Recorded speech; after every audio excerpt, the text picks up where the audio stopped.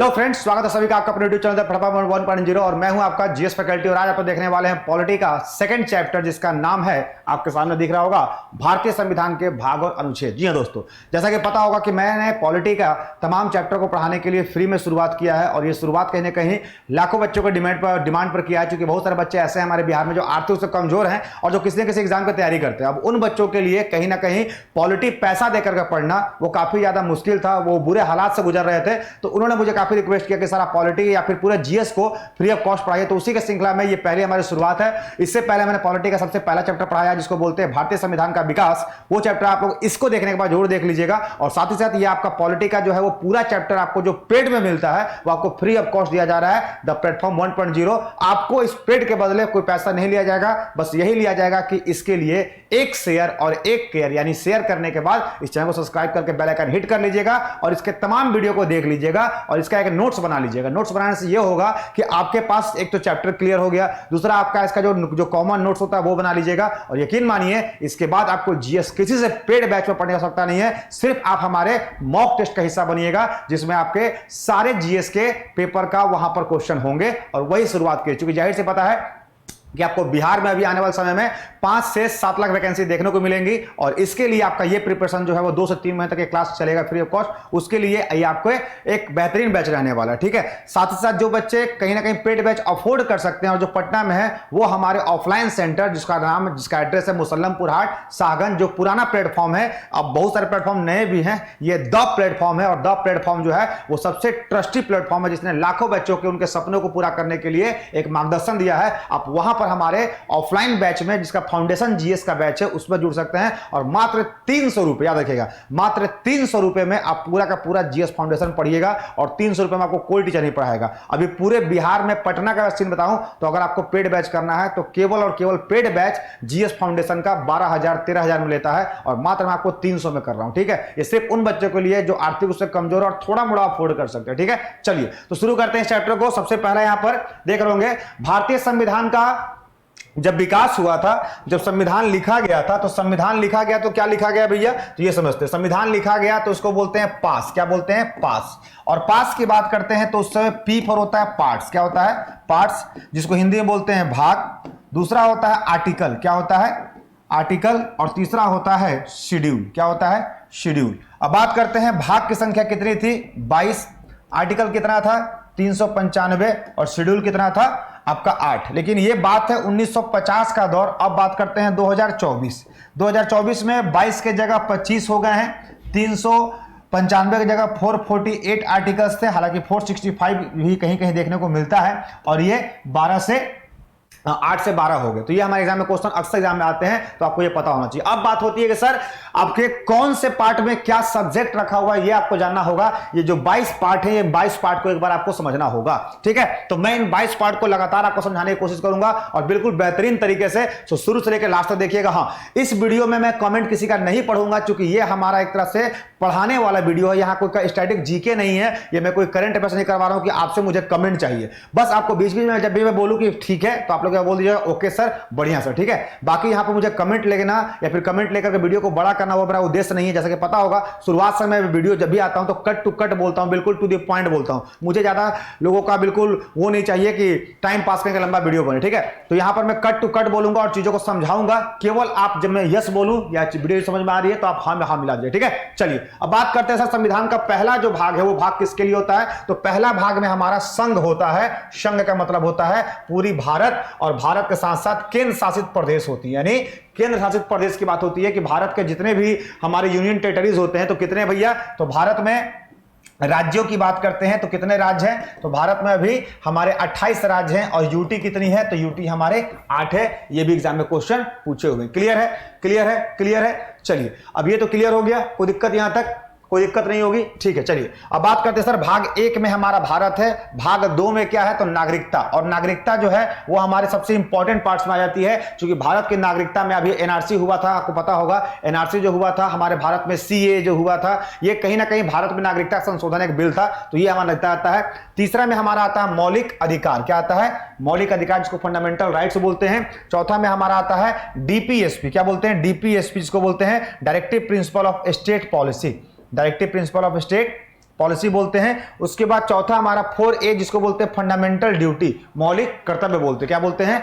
मौलिक कर्तव्य बोलते हैं। ठीक है, चलिए उसके बाद बात करते हैं, उसी का ये हिंदी वर्जन है कि भैया भाग 1 में क्या होगा? संघ होगा और उसके राज्य क्षेत्र होंगे। तो हमारे राज्य कितने हैं भैया? तो राज्य हमारा 28 है और यूटी कितना हमारा? 8 है। क्लियर है?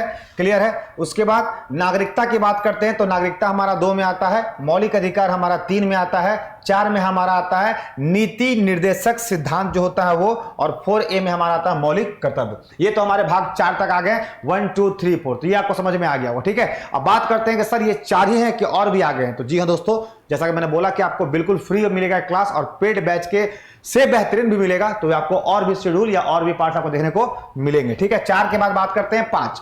तो 5वें में क्या आता है भैया? तो 5वें में आता है हमारा केंद्र, और केंद्र की या फिर बात करते हैं यूनियन की बात करते हैं तो आर्टिकल 52 से लेकर 151 तक आता है, जिसमें क्या आते हैं? पूरा हमारा एग्जीक्यूटिव। एग्जीक्यूटिव का मतलब होता है नियर अबाउट कह सकते हैं हमारे देश के राष्ट्रपति, हमारे देश के राष्ट्रपति आएंगे, हमारे देश के उपराष्ट्रपति आएंगे, ये कहीं ना कहीं एग्जीक्यूटिव का हिस्सा होते हैं। यानी इसमें टोटल कितने चैप्टर होते हैं? तो कभी कभी ये भी पूछ लेता है कि हमारे जो पार्ट 5 है, हमारा जो भाग 5 है, उसमें जो संघ है, तो संघ में कितने हमारे अध्याय होते हैं? तो टोटल हमारे चैप्टर कितने होते हैं?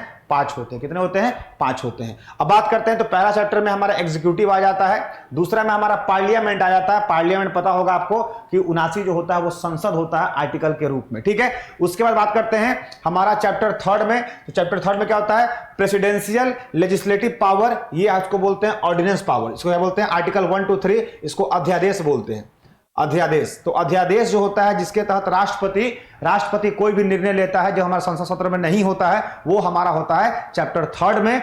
हालांकि पार्ट 5 होता है और चैप्टर 3 होता है। अब ऐसे क्वेश्चन आपको एग्जाम में पूछ लेंगे, भाई जब मान लो दरोगा में या फिर जो भी आप एग्जाम की तैयारी कर रहे हैं, यहां पर पूछ लेगा कि भाग 5 में कौन से अध्याय में राष्ट्रपति का अध्यादेश शक्ति होती है? तो कहीं ना कहीं बच्चा नर्वस हो जाएगा, क्योंकि इतना डेप्थ में उसको कहीं नहीं पढ़ाया गया। ठीक है, तो आप इसी को याद रखिएगा, आपके लिए ही विस्तार रूप से ये चैनल मतलब बेसिकली कंटेंट बनाया गया है, कंटेंट को बिल्कुल फिल्टर करके बनाया गया। ठीक है, अब बात करते हैं कि सर चौथा में क्या है? तो चौथा में हमारा यूनियन जुडिशियरी सिस्टम का मतलब होता है हमारे देश की सुप्रीम कोर्ट। और सुप्रीम कोर्ट के पता होगा आप लोग को कि सुप्रीम कोर्ट का जो आर्टिकल होता है वो आर्टिकल 1 2 4 होता है, जिसमें सुप्रीम कोर्ट की स्थापना कही जाती है। ठीक है, नेक्स्ट बात करते हैं चैप्टर 5 की। तो चैप्टर 5 में क्या होता है? सीएजी। ये सीएजी हमारा अक्सर पूछता है कि हमारे देश का जो सीएजी है, इसको मैं अलग से, ये जितने भी आप चैप्टर देख रहे हैं ना, ये सारे चैप्टर को मैं अलग से पढ़ाऊंगा। अभी से बता रहा हूं चैप्टर 5 में ये सारे आते हैं, सारे के सारे केंद्र का हिस्सा है। ठीक है, अब बात करते हैं नेक्स्ट हमारा राज्य। तो राज्य का भाई एक अलग सिस्टम होता है। जैसे कि भारत में 28 राज्य हैं, तो सभी राज्यों में सबसे पहला जो होता है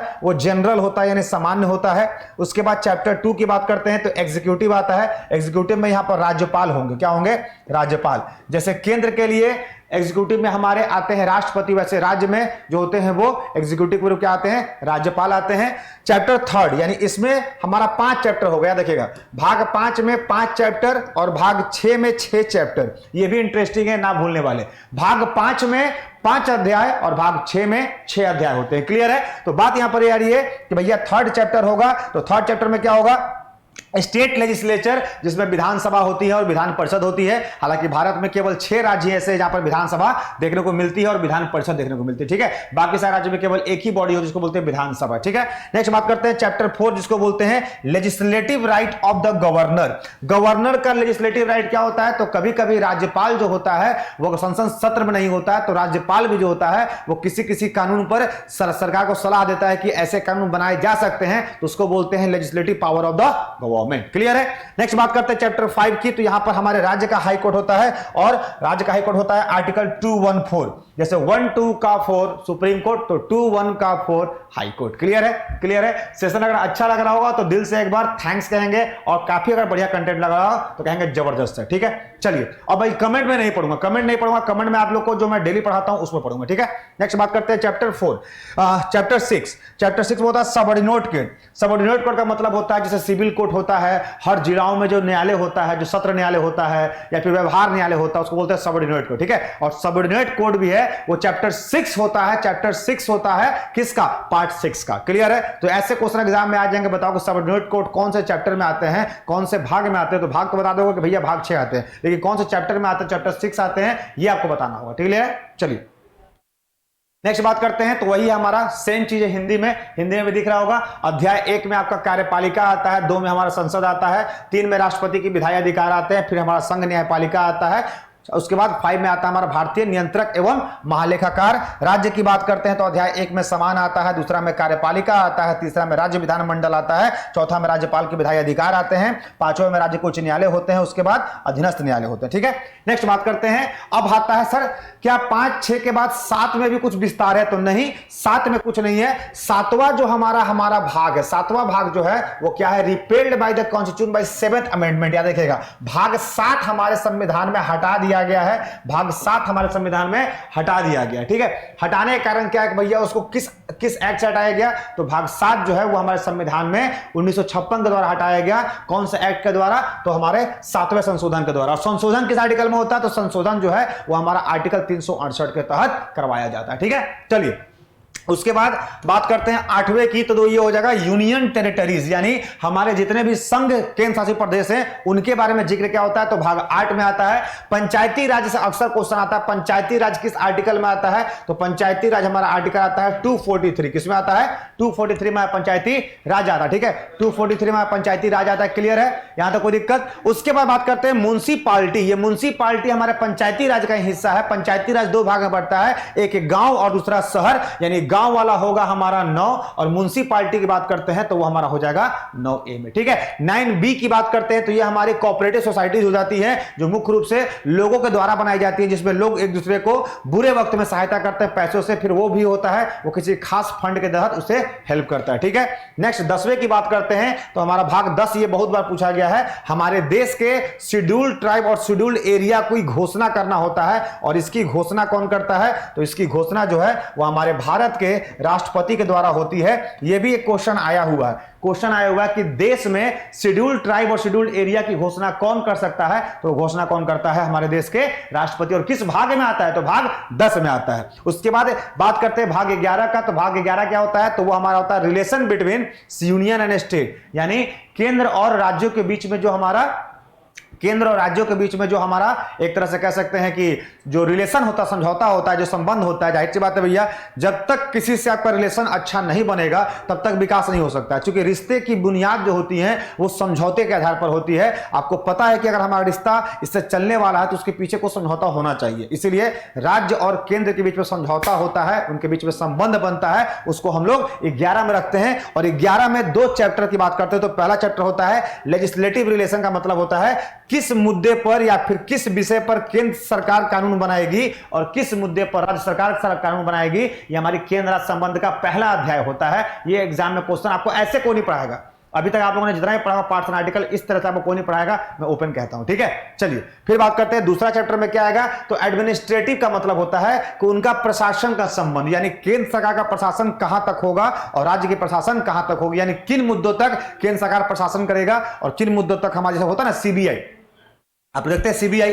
तो सीबीआई क्या किसी भी राज्य में पूछने से पहले राज्य को बताता है कि हाँ हम एक काम करते हैं, हेलो नीतीश जी मैं सीबीआई को भेज रहा हूं आपके राज्य में, थोड़ा देख लीजिएगा। नहीं, इनका प्रशासन एरिया है भैया कि कुछ मामलों में अगर सीबीआई जो है वो इंडिया किसी भी कोने पर एक साथ रेड मार सकती है, आईबी हुआ किसी जगह पर एक साथ रेड मार सकती है, तो क्या हुआ? ये एडमिनिस्ट्रेशन रिलेशन हुआ जो कि हर राज्य और केंद्र के बीच में चलता है। क्लियर है?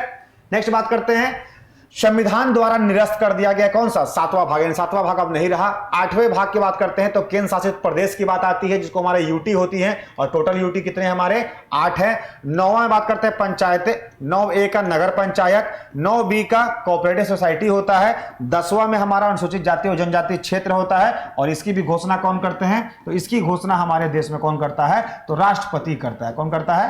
राष्ट्रपति करता है। क्लियर है? उसके बाद 11 की बात करते हैं तो संघ और राज्यों के बीच में संबंध आ जाता है, जिसमें पहला हमारा आता है विधि का संबंध, दूसरा आता है प्रशासनिक संबंध। ठीक है, नेक्स्ट बात करते हैं 11 के बाद 12वां भाग। 12वां भाग में क्या आता है? तो फाइनेंस आता है, प्रॉपर्टी आता है और कॉन्ट्रैक्ट आता है, यानी देश में जो भी वित्त होंगी, जो भी संपत्तियां होंगी और जो भी कॉन्ट्रैक्ट होंगे। तो इसमें भी 2 चैप्टर आते हैं। इसमें टोटल हमारे इसमें टोटल हमारे 4 चैप्टर आते हैं। पहला चैप्टर हमारा फाइनेंस का हो गया, दूसरा चैप्टर हमारा क्रेडिट का हो गया, तीसरा चैप्टर जो है वो हमारा प्रॉपर्टी का हो गया, और चौथा चैप्टर जो है वो राइट टू प्रॉपर्टी। ये समझिएगा, राइट टू प्रॉपर्टी इससे पहले हमारे देश में मौलिक अधिकार हुआ करता था, लेकिन मौलिक अधिकार से बदल के इसे हम लोग कानूनी अधिकार कर दिए। तो ये हमारे देश में ये पूछ देता है कि जो मौलिक अधिकार हमारे देश में बदला गया, जिसमें संपत्ति का अधिकार था, तो उसे किस भाग में रखें? तो सर भाग इसे 12 में रखे थे, और भाग 12 के बाद कौन से आर्टिकल में रखे हैं? तो 300A आर्टिकल में रखे हैं। और किस चैप्टर में रखे हैं? तो 12 के चैप्टर 4 में रखे हैं।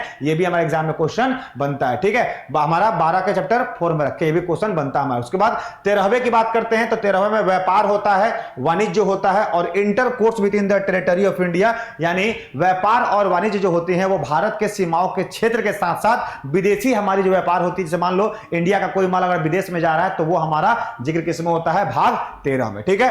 भाग 14 की बात करती हैं तो सेवाएं होती हैं under the union and service state, यानी कौन कौन सा सेवा केंद्र देगा और कौन सा सेवा राज्य देगा। तो जैसे बात करते हैं हमारा PSC, पब्लिक सर्विस कमीशन। अब यूपीएससी जो है, यूपीएससी की सेवा अगर आपको देनी है तो आपको यूपीएससी क्रैक करना होगा, मतलब आपको आईएएस बनना है तो यूपीएससी क्रैक करना होगा, अगर आपको डीएसपी बनना है तो आपको बीपीएससी क्रैक करना है। तो वो क्या है? Service under the union and state, यानी कौन सा सर्विस आपको केंद्र देगा और कौन सा सर्विस आपको राज्य देगा। क्लियर है। नेक्स्ट बात करते हैं 14A का बात होता है ट्रिब्यूनल की बात होती है, 15 की बात करते हैं तो इलेक्शन की बात हो जाती है, और अगर 16वां की बात करते हैं तो special provision relation of the certain classes. 16वां एग्जाम में अक्सर पूछता है, ठीक है। तो एक बार इसका हिंदी वर्जन देख लीजिए आप लोग, तब तक मैं थोड़ा चाय पी लेता हूं। हिंदी वर्जन का देखिए तो फटाफट, हिंदी वर्जन को दिक्कत है बताइए, इसका हिंदी वर्जन देखिए तो बताइए तो कोई दिक्कत।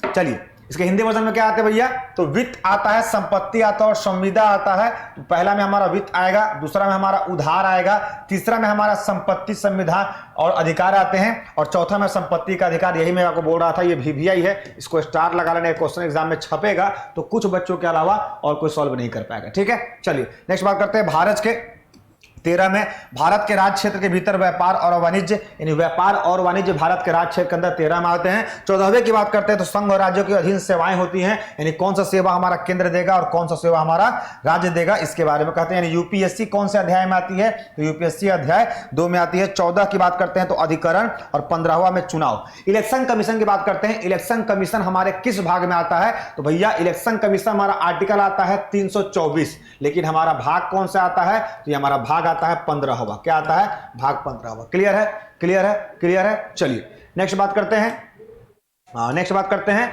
हमारा 15वां, 16वां तो हो गया था। 17वां की बात करते हैं ऑफिशियल लैंग्वेज। हमारा पता होगा आधिकारिक भाषा। आधिकारिक भाषा क्या होती है? जिस भाषा में आप देश के किसी सरकारी कार्यालय को चला सकें उसे आधिकारिक भाषा बोलते हैं। और भारत में शुरुआत में 14 आधिकारिक भाषा थे, अभी हमारा 22 आधिकारिक भाषा है, और 23वां की घोषणा कर दिया गया है, जो कि हमारी भोजपुरी होने वाली है, जो कि हमारी भोजपुरी होने वाली है, ठीक है। तो इस तरीके से आप देख सकते होंगे कि आधिकारिक भाषा क्या होती है। तो भारत की आधिकारिक भाषा क्या होती है भैया? भारत की आधिकारिक भाषा क्या होती है जल्दी बताइएगा? वो भाषा जिससे भारत के तमाम क्षेत्रों में कार्य व्यवस्था चल सके, ठीक है।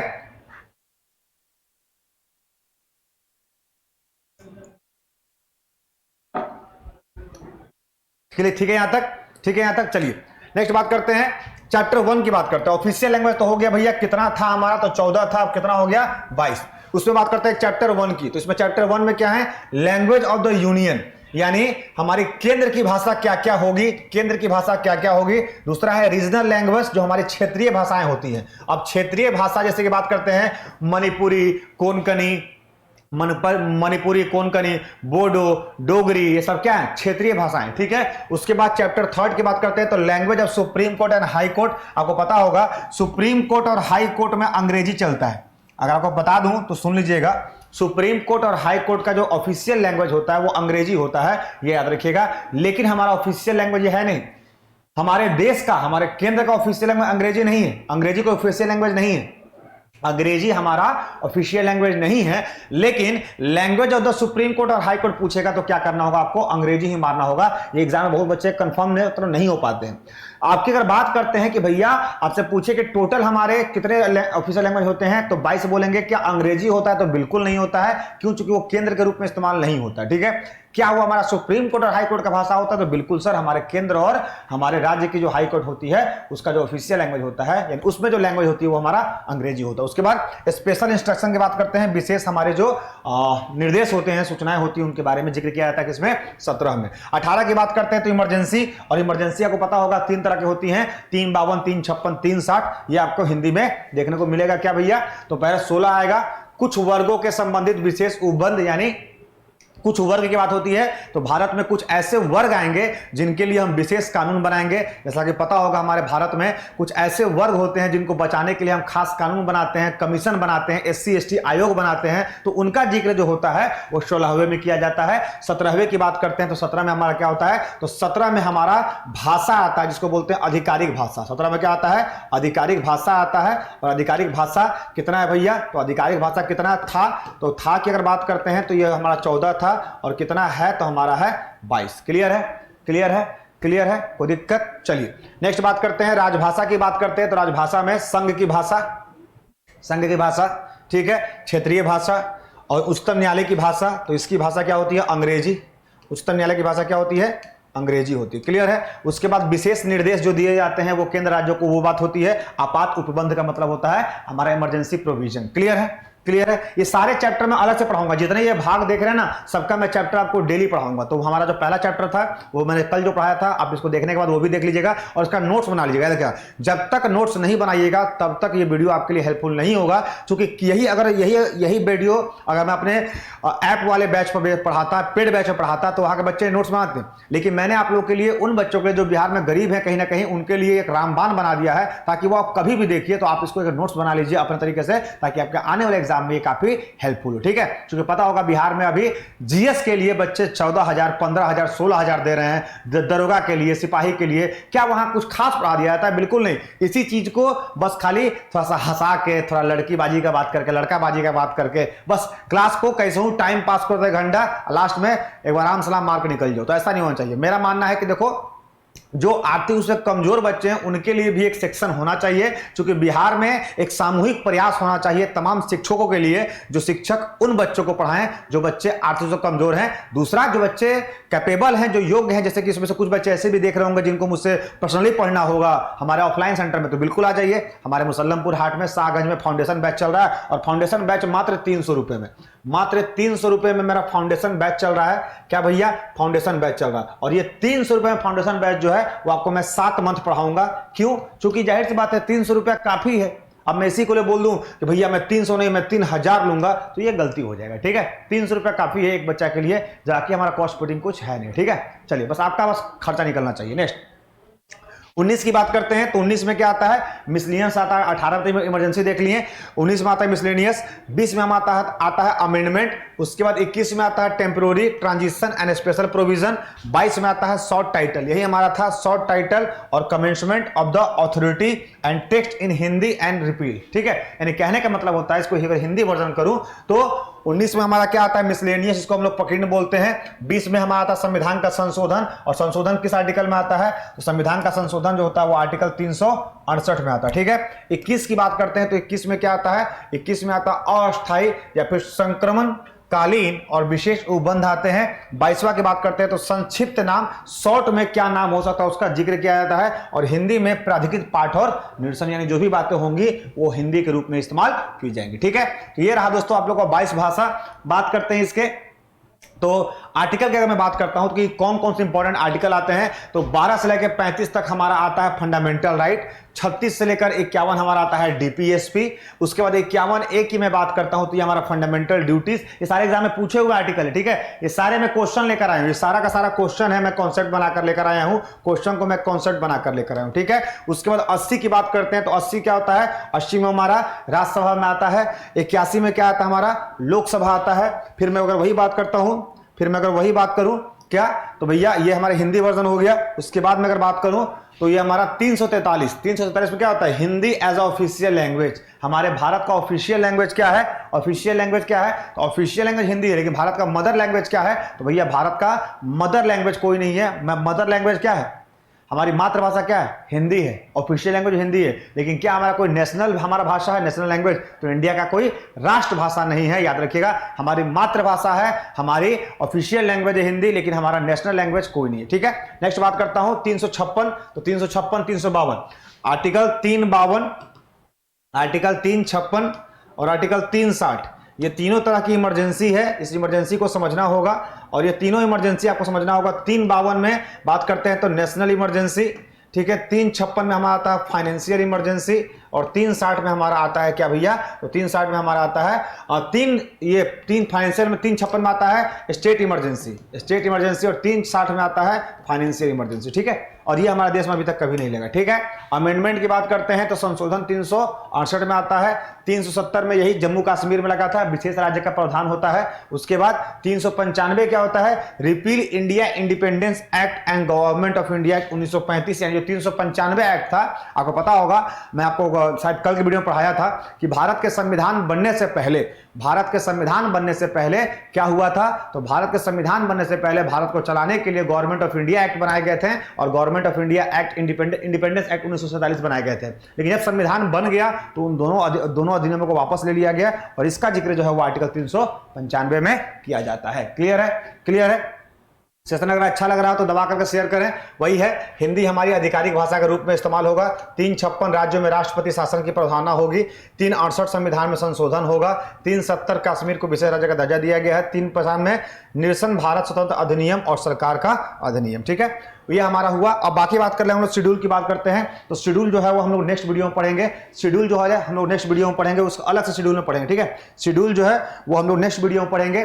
और अभी तक आपको ये कैसा लगा सेशन, ये बताइएगा। इस सेशन में आपको कैसा लगा? इस सेशन में आपको तमाम चीजें समझ में आई? अगर समझ में आई तो एक अच्छा सा कमेंट दे दिएगा, थैंक यू सर। और कहीं ना कहीं आप गरीब बच्चों के लिए, फिर वैसे बच्चे जिनका कोई सहारा नहीं, उनके लिए अगर मैं खड़ा हो रहा हूं तो आपकी तरफ से एक इनिशिएट बनना चाहिए। क्या इनिशिएट बनना चाहिए? कि सर मैं भी आपके लिए खड़ा हूं। आपको इस वीडियो को बदले अपने इस वीडियो को अपने दोस्तों को शेयर कीजिए और हमारे चैनल को सब्सक्राइब करके बेल आइकन हिट कर लीजिए, ताकि आने वाले समय में आपके जो भी एग्जाम हो उससे है आपका ये वीडियो हेल्पफुल हो और तमाम तरह के प्रश्न आपको एग्जाम में देखने को मिलेंगे, ठीक है। तमाम तरह के प्रश्न आपको एग्जाम में देखने को मिलेंगे, इस बात का आप सुनिश्चित कीजिए। अगर मेरी बात पर भरोसा है तो इस वीडियो को एक बार थैंक यू कह खत्म किया, ठीक है। सो ऐसे इंटरेस्टिंग फैक्ट के लिए बना चैनल पर। बाबा टेक केयर, जय हिंद, जय Bharat, that's all, thank you.